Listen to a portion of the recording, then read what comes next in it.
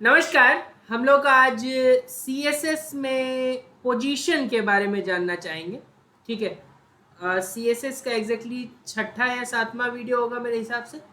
तो पोजीशन में बेसिकली हम पहले तो स्टैटिक पोजीशन के बारे में जानेंगे, जो कि ऑलरेडी होता है।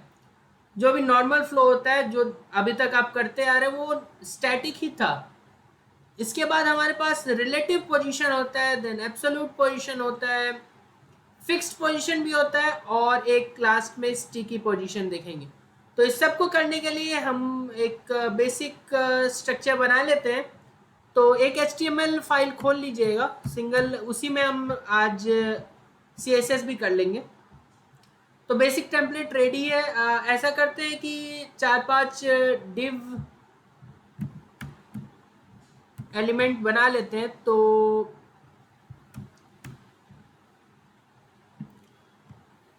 ठीक है, तो ये बना लिया हमने। ऐसा करते हैं, इसको हम एक पेरेंट डिव के अंदर रख लेते हैं। तो डिव डॉट पेरेंट, ठीक है। इसके अंदर हम उन डिव क्लास को रख लेते हैं, सॉरी उन डिव आइटम्स को रख लेते हैं। कंटेनर बोलो, जो भी बोलना है इसको, उससे फर्क नहीं पड़ रहा है। अब अभी तक तो आप आईडी का यूज करते आ रहे होंगे, लेकिन आज चलिए क्लास का यूज करके देखते हैं। अब क्लास में हम एक से ज्यादा, तो एक तो हम ऐसा करते हैं कि कुछ प्रॉपर्टी होगा जो हम सारे डिव, जो कि चारों डिव है, उस पर लगाना चाहेंगे। तो उसके लिए हम इसको एक कॉमन क्लास तो दे ही देते हैं, विच इज बॉक्स। ठीक है। तो जो भी बॉक्स के साथ हम स्टाइलिंग करेंगे वो सब पे लागू होगा।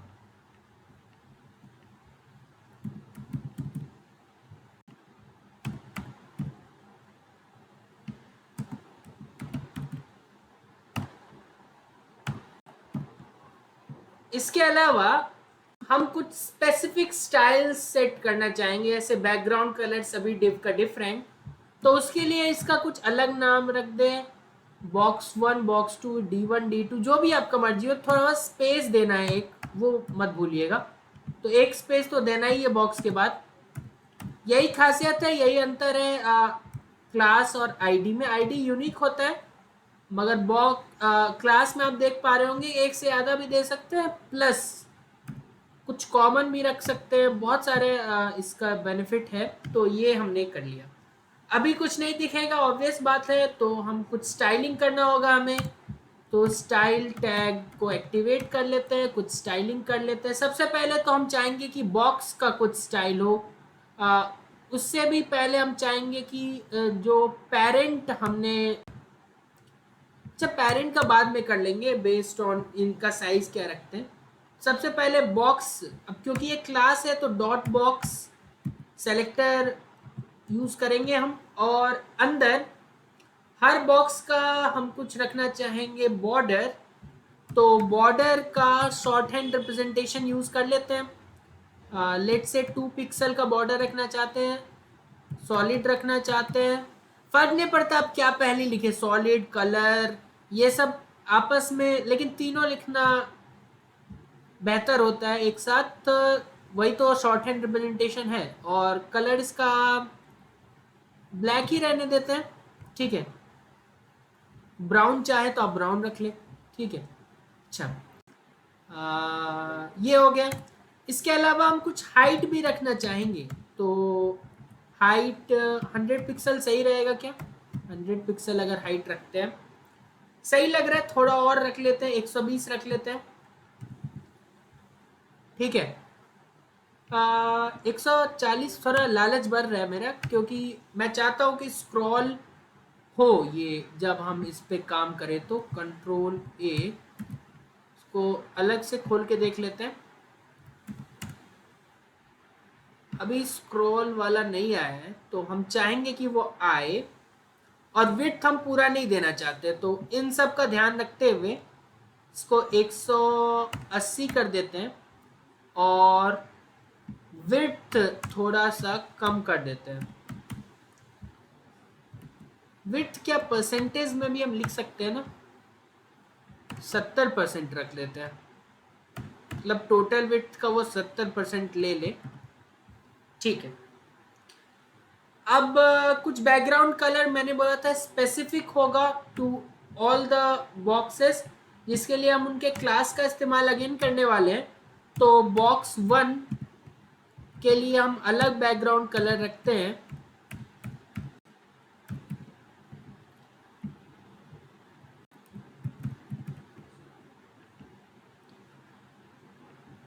Same for other as well. तो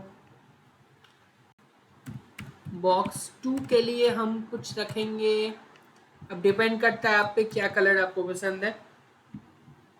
हमारा मोटिव तो बस सीखना है फिलहाल।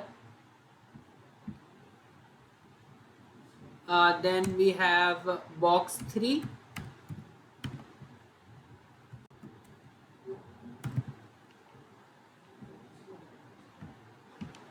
तो box 3 and finally the box 4।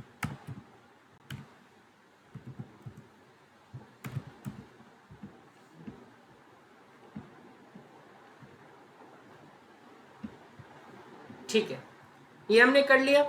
अब मैं चाह रहा हूं कि इसको एक बड़े से कंटेनर के अंदर रखें। दैट मीन्स कि पेरेंट पे कुछ स्टाइलिंग कर दें हम। ठीक है, तो डॉट पेरेंट के मदद से करेंगे। इसका कुछ बॉर्डर रख देते हैं। अब बॉर्डर रखते समय तो उतना ध्यान नहीं रखना है, हम बॉर्डर रख देते हैं लेट से 4 पिक्सल, थोड़ा सा गाढ़ा रखने की कोशिश, सॉलिड और ब्लैक। ब्लैक तो डिफॉल्ट होता है तो वो नहीं लिखे फिर भी क्या नहीं लिखना होता है। ठीक है। अच्छा, क्योंकि हमने इनका इंडिविजुअल हाइट रखा था 180, तो इसका हाइट अगर 800 पिक्सल रख दे तो सही रहेगा। ठीक है, और इंडिविजुअल में मैं चाहता हूँ थोड़ा सा और इसका विड्थ बढ़ जाए, तो 80%। ठीक है, अब ठीक लग रहा है। इसके अलावा मैं क्या चाहता हूँ, मैं चाहता हूँ थोड़ा सा लेफ्ट से पैडिंग मिल जाए, टॉप से भी पैडिंग मिल जाए ताकि थोड़ा सा नीचे रहे। हालांकि पोजीशन से वो सब हम करेंगे लेकिन फिलहाल अच्छा दिखे। नीचे भी क्या चिपका हुआ है, नहीं नीचे ठीक है। तो मैं चाहता हूँ, और ये सब कहाँ पे करना होगा, ये सब क्या पेरेंट में होगा। लेट्स सी, मार्जिन लेफ्ट से दे रहे हैं। अच्छा, पैडिंग होगा ना क्योंकि बॉक्स के अंदर का बात है, तो पैडिंग लेफ्ट की बात की जाए तो 5 पिक्सल, और सिमिलरली टॉप से भी चिपका हुआ था तो पैडिंग। अब ये सब हम कॉन्सेप्ट का यूज कर रहे हैं जो ऑलरेडी हमने पढ़ा हुआ, तो ये नहीं भी करते फिर भी चलता, मगर क्योंकि यूज करने में सही रहेगा तो कर लेते हैं यूज। 5 पिक्सल, सेम काम आप पोजीशनिंग से भी कर सकते थे। ठीक है, तो अब इतना काम हमने कर लिया, तो अब ऑल सेट है हम पोजीशंस को स्टडी करने के लिए। तो पहला पोजीशन जो हम देखने वाले हैं वो तो स्टैटिक पोजीशन है, जो नॉर्मल फ्लो दिख रहा है ना यही स्टैटिक पोजीशन है। तो मैं कुछ अलग से दिखाऊं पोजीशन, लेकिन ये समझना जरूरी है क्योंकि कभी कभी इसकी भी आवश्यकता पड़ जाएगी, आगे हम देखेंगे अगर कभी इसकी जरूरत पड़ी तो। वैसे तो आज सीखने के लिए इसमें कुछ आपको अलग नहीं दिखने वाला। ठीक है, एक चीज ध्यान रखने वाली है कि इसमें आप टॉप लेफ्ट राइट ये सब आप स्पेसिफाई कर नहीं सकते, यूज नहीं कर सकते इसके साथ। पोजीशन स्टैटिक के साथ ये सब अलाउड नहीं है।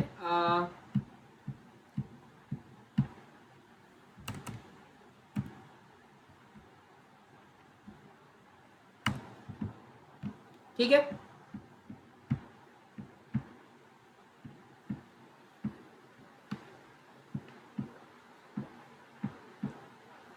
पोजीशन स्टैटिक बस ये था। अब आते हैं अपने मेन वाले पे, विच इज पोजीशन रिलेटिव।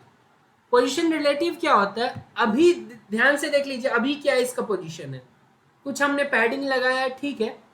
अभी वाले पोजीशन के रिस्पेक्ट में अगर कुछ चेंज करना चाहे तो हम रिलेटिव का इस्तेमाल कर लेते हैं। जैसे सेकंड वाले आप डब्बे को देखिए ध्यान से, तो पोजीशन अगर रिलेटिव कर दें और अब वो सारे चीज एक्टिव हो गए, विच इज टॉप से आप कितना नीचे देखना चाह रहे हैं इसको, तो टॉप से लेट से हम इसे 6 पिक्सल नीचे देखना चाह रहे हैं बीच वाले को। अच्छा, ये तो हमने बॉक्स 1 पे लगा दिया। बॉक्स 1 पे ऑलरेडी हमने कुछ सेट कर दिया है पैडिंग, तो वहाँ अच्छे से नहीं दिखेगा। तो हम ये सब काम बॉक्स 2 पे कर लेते हैं, ठीक है। तो बॉक्स 2 पे हमने बोला पोजीशन, ये हम सेकेंड वाला पोजीशन पढ़ रहे हैं विच इज रिलेटिव। पोजीशन हमने कर लिया रिलेटिव, टॉप से 2 पिक्सल। देखो 2 पिक्सल लिखा, अभी उतना नहीं दिख रहा होगा, आई होप 10 पिक्सल कर दे तो अब तो दिख रहा होगा। तो पोजीशन बहुत इंपॉर्टेंट होता है, ये काम आप मार्जिन से भी कर सकते हैं वैसे, लेकिन अब एग्जैक्टली उठा के कहीं और रखना हो तो बाकी सारे यूज, जैसे मैं बोल रहा हूँ कि लेफ्ट से, यहाँ बहुत स्मूथली हो जाता है, लेफ्ट से 20 पिक्सल, तो देखो खिसक गया 20 पिक्सल। क्या -20 इसमें कोई रोल प्ले करेगा? ये देखो माइनस, हालांकि हम यूज नहीं करते लेकिन करने में क्या दिक्कत है, जब काम हो रहा है तो कर लेना चाहिए। तो हर के साथ हम माइनस तो यूज कर सकते हैं अगर आपका मन हो तो। माइनस में क्या हुआ, अपोजिट डायरेक्शन में काम चल रहा है। जैसे मैं टॉप से -50 पिक्सल कर दूं तो ये ऊपर वाले में घुस गया, ठीक है। तो ये सब भी जरूरी होता है, हालांकि इतना यूज में नहीं करते बहुत लोग माइनस वाला, लेकिन ठीक है। लेफ्ट से -20 पिक्सल। अच्छा, इसमें प्लस ही रहने देते हैं, सही रहेगा। कि हम स्टैकिंग क्या हो रहा है वो देखना चाहते हैं। ये देखो एक के ऊपर दूसरा स्टैक हो गया। आप चाहे तो इसको और ऊपर ले जाने का सोच सकते हैं, तो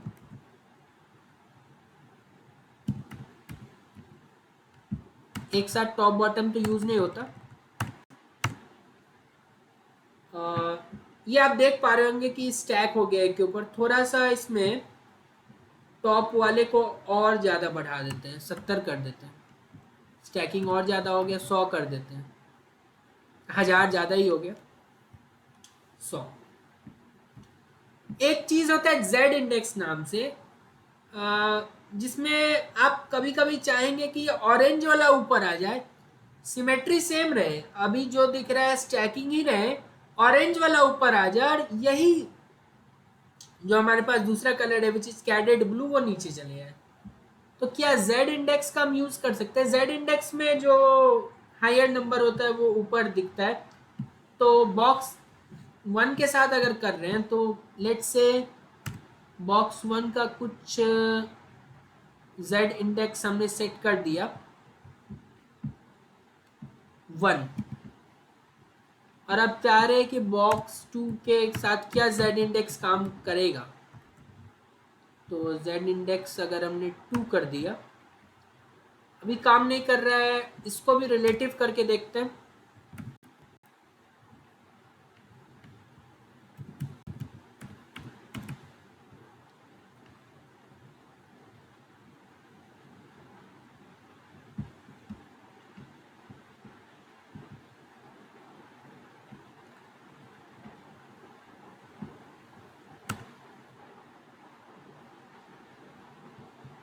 ये देखिए चेंज आप देख पा रहे होंगे, अभी ऑरेंज वाला ऊपर है, कैडेड ब्लू नीचे है। अब कैडेट ब्लू ऊपर आ गया, ऑरेंज नीचे चले गया। देख पा रहे होंगे अंतर। अच्छा, इसको 1 रहने दे और उस वाले को 2 कर दे तो ये देखिए, तो जिसको भी आपने ऑरेंज वाले को हायर वैल्यू दिया ना, तो ऑरेंज वाला ऊपर दिख रहा है। आप ऑरेंज वाले को लोअर वैल्यू रख दें, क्या जीरो इसमें यूज कर सकते हैं? आई थिंक जीरो नहीं यूज कर सकते। पॉजिटिव कुछ नंबर दे के देखें आप। अब हायर तो अब इससे ज़्यादा जो भी दे वो हायर ही रहेगा। तो ये जेड इंडेक्स का भी आप यूज कर सकते हैं। फिलहाल कुछ वैल्यू रख देते हैं, ठीक है। तो ये हो गया। अच्छा, हमने देखा अब तक रिलेटिव देखा, हमने बेसिक स्टैटिक देखा है, एब्सोल्यूट भी होता है। अब एब्सोल्यूट में एक बात आपको ध्यान रखना हो कि नियरेस्ट इसका जो एंसेस्टर है, नियरेस्ट एंसेस्टर इसका क्या है, वो किसके अंदर है? पेरेंट के अंदर है ना, सॉरी, हाँ पेरेंट। हमने क्लास बनाया किसको, ये पेरेंट क्लास वाला एक डिव था, उसके अंदर ही है नहीं है? तो उसके हिसाब से ये एब्सोल्यूट पोजीशनिंग काम करेगा। मतलब देख पाएंगे जब हम इस पे काम करेंगे। तो अभी पुराना वाला जितना, चलिए पुराने वाले पे ही हो सकता है, वरना हटा देते पुराना वाला। अभी जब एक साथ काम करना होगा तो कर लेंगे। तो अभी हम चाह रहे हैं कि बॉक्स 1 में पोजीशन कर दे एब्सोल्यूट,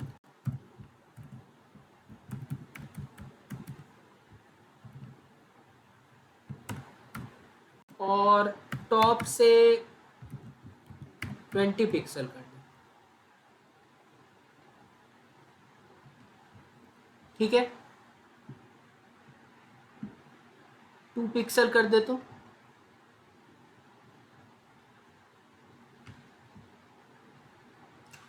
ये टॉप ऐसा क्यों हो रहा है? ऐसा होने का कारण, अच्छा हाँ, एक चीज और मैं बताना भूल गया। पहला अब थोड़ा सा एब्सोल्यूट में आपको ध्यान रखना होता है दो चीज का। पहला चीज तो मैंने बता ही दिया था कि नियरेस्ट जो भी इसका एंसेस्टर है, जो कि जिसका पोजीशन स्टैटिक के अलावा कुछ हो, तो इसका एंसेस्टर हम किस पे फोकस करें? ये ब्लैक वाला जो बॉर्डर है, तो उस पे जाओ, पेरेंट वाले पे। इसका पोजीशन बाय डिफॉल्ट तो सबका स्टैटिक होता है, दैट मीन्स इसका भी, पेरेंट क्लास वाले का भी बाय डिफॉल्ट क्योंकि सबका होता है तो इसका भी स्टैटिक हो। लेकिन नियम क्या बोलता है? नियम बोलता है कि ये ढूंढेगा अपने उस एंसेस्टर को जिसका पोजीशन स्टैटिक के अलावा कुछ हो, और फिर उसके हिसाब से ये अपना पोजीशन फिक्स करेगा। तो अभी ये पेरेंट पे गया होगा तो यहाँ पे इसको स्टैटिक मिला होगा, कुछ नहीं है मतलब स्टैटिक है। तो फिर ये किसके पास गया होगा? ये किसके अंदर है? यहाँ पे आओ, यहाँ से स्ट्रक्चर पता चलेगा। पेरेंट के अंदर था वो, लेकिन स्टैटिक निकला तो ये बॉडी के पास गया, ठीक है। बॉडी भी बाय डिफॉल्ट स्टैटिक था, तो ये फिर कहाँ जाएगा? ये जाएगा, सब कुछ किसके अंदर है? HTML के अंदर, ठीक है। अब HTML से ऊपर कोई नहीं है, तो फिर उसका मजबूरी हो जाता है कि HTML के हिसाब से अब खुद को पोजीशन कर ले। लेकिन अगर हम इस पेरेंट को ही का ही पोजीशन कुछ चेंज कर दे, लेट्स से रिलेटिव, जब आप पोजीशन रिलेटिव लिखते हैं तो टॉप बॉटम हालांकि लिखना होता है, लेकिन इस केस में आप पोजीशन रिलेटिव लिख के भी छोड़ सकते हैं, दैट इज इनफ। आप चाहे तो टॉप बॉटम 0 पिक्सल लिख सकते हैं, लेकिन पॉजिटिव रिलेशन लिख दिया, इसका मतलब आपने ये सुनिश्चित कर दिया कि ये स्टैटिक तो नहीं रहा। तो जैसे ही वो स्टैटिक नहीं रहा, तो एक ही रूल है, बेसिक फंडा, एक ही रूल में दोनों आप ले सकते हैं कि नियरेस्ट एंसेस्टर जिसका पोजीशन स्टैटिक के अलावा कुछ हो, उसके हिसाब से पोजीशन करेगा, दैट्स इट। तो अब तो रिलेटिव हो गया, तो इसको मिल गया पेरेंट वाला, तो उसके हिसाब से ये पोजीशन कर लेगा। तो आप देख पा रहे होंगे कि इस ब्लैक लाइन के हिसाब से इसने पोजीशन किया है। तो अब अगर आप इसमें बढ़ाए 4 and 8, और अगर आप इसको हटा देते, तो हटाने का क्या फंडा है? इसको हटा दो पूरी तरीके से, तो अब ये HTML वाले के हिसाब से खुद को पोजीशन करेगा। दैट मीन्स टू लिख रहे हैं तो ये ऊपर से अब टू करेगा, ना कि इस पेरेंट डिव से। समझ पा रहे हैं? जैसे मैंने एकदम 0 पिक्सल कर दिया तो ऊपर पूरा चिपक जाएगा। क्लियर हो गया? तो ये ढूंढता किसको है? एब्सोल्यूट वाला पोजीशन, नियरेस्ट एंसेस्टर जिसका भी पोजीशन स्टैटिक के अलावा कुछ भी हो वहां जाएगा और उसके हिसाब से फिर अपना पोजीशन करने का काम करेगा। ठीक है, तो पेरेंट को कर देते हैं कुछ position which is other than static. ये बात हमेशा ध्यान रखें कि कुछ नहीं है मतलब स्टैटिक है। तो अब ये इसके हिसाब से करेगा, 2 पिक्सल रख देते हैं। तो एब्सोल्यूट भी समझ में आ गया, एब्सोल्यूट का पॉइंट जो था वो समझ में आ गया। तो अब अभी तक हमने देख लिया स्टैटिक, देख लिया हमने, रिलेटिव देख लिया हमने, एब्सोल्यूट देख लिया, फिक्स्ड भी देख सकते हैं। फिक्स्ड के लिए ले चलेंगे आपको क्रोम वाले पे, इसमें अगर ना दिखे तो, हालांकि स्क्रॉल बार यहाँ पे भी दिख रहा है। तो लेट्स से पुराने वाले जितने भी, इसको हटाएं। फिक्स्ड में मैं चाहता हूँ कोई चीज, कुछ चीजें जो जैसे नेविगेशन बार हुआ तो वो हम चाहते हैं कि हमेशा टॉप पे चिपका रहे, ताकि हम पेज में नीचे भी जाए ना तो फिर वो सब चीज जैसे होम, बाकी चीजें जो टॉप में आपको किसी भी अच्छे वेबसाइट पे दिखती है वो, क्योंकि वो नेविगेट करने में काम आता है, तो नीचे भी आ जाए तो क्विकली हम वहां पे जाके नेविगेट कर पाए। तो कुछ देर के लिए मान लीजिए कि ये ऑरेंज कलर वाला जो है यही आपका नेविगेशन बार है, तो आप नहीं चाहेंगे कि आप स्क्रॉल करें तो ये खिसके, ये आप चाहेंगे कि यहीं पे ऊपर चिपक जाए। एक तरीके से स्टिकी नहीं बोल सकते, स्टिकी और फिक्स में थोड़ा फाइन लाइन है, ज़्यादा डिफरेंस नहीं है। लेकिन इसको अगर इसका पोजीशन अगर फिक्स्ड कर दें, अभी तो आप देख पा रहे होंगे अभी तो ये नीचे जा रहा है, तो जितना ये जा पाएगा, अगर 3-4 और डिव लगाते तो ये गायब ही हो जाता पूरा ऊपर, लेकिन अभी तो नहीं हो रहा है ना। मतलब इसको मैं फिक्स्ड कर दूं अगर पोजीशन को, तो क्या होगा आप देख सकते हैं। इसमें भी अगर टॉप से 0 पिक्सल रख देते हैं तो देखिए ये ऊपर चिपक गया।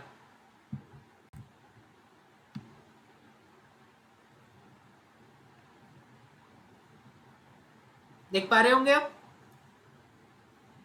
और एक दो और डिव बना दे क्या आपको दिखाने के लिए कि और ज्यादा स्क्रॉल करे तो भी,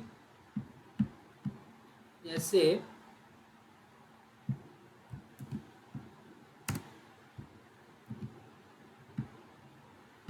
बॉक्स 5, आई थिंक इतना सफिशिएंट रहेगा। तो बॉक्स 5 का कुछ स्टाइलिंग में देना पड़ेगा फिर।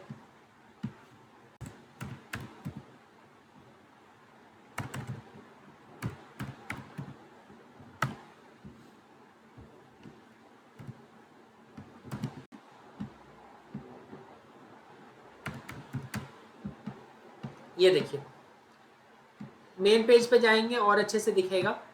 ये हम स्क्रॉल किए जा रहे हैं मगर ये चिपका हुआ है। ठीक है, अब कुछ सिमिलर बिहेवियर यहाँ पे स्टिकी का भी होता है। तो स्टिकी का जानने के लिए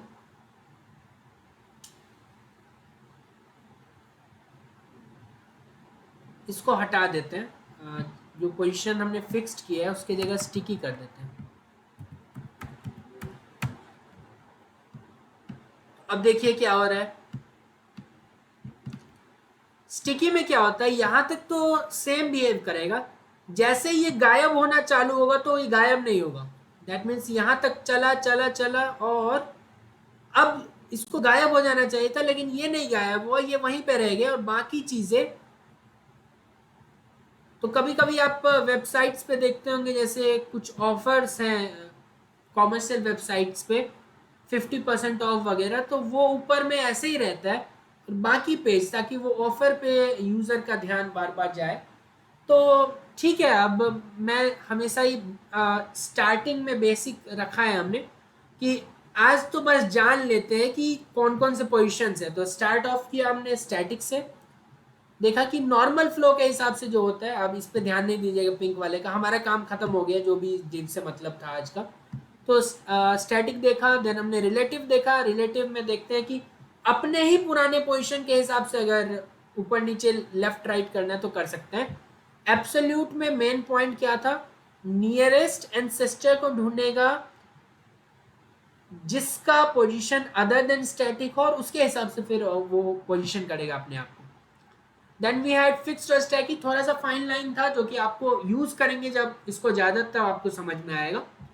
और जेड इंडेक्स भी हमने देखा कि अगर स्टैकिंग हो रहा हो तो सबसे ऊपर कौन आएगा उस स्टैक में, वो हम जिसका भी जेड इंडेक्स सबसे ज़्यादा होगा वो स्टैक में सबसे ऊपर आएगा। कुछ इंटीग्रल पॉजिटिव नेचुरल नंबर आप रख सकते हैं एज ए जेड इंडेक्स। ठीक है, बहुत बहुत धन्यवाद आपको।